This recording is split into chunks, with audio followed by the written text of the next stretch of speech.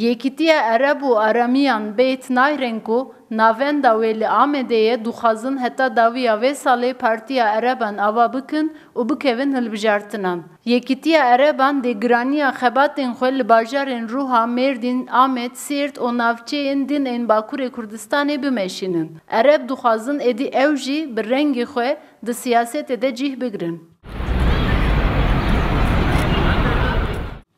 Rêveberên Yekîtiya Ereban dibêjin li Tirkiyeyê jî 8 milyonê zêdetir Ereb dijîn û tû mafê wan jî heta niha nehatiye dayîn.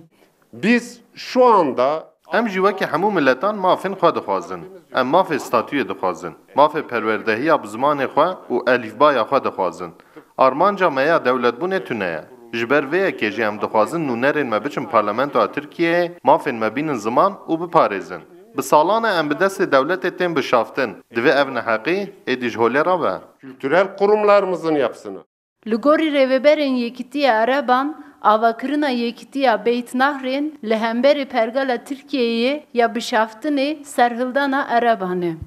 Înka ti partiyekî temsîletê me tune em nika bi derneka va îşa ava dikin dibin serî. Em dibên bes em ê partiya xwe ava bikin û em ê siyaseta xwe û yaziya xwe na û tuzika xwe na heya yilbaşiyê 2016 da înşallah em ê ava bikin.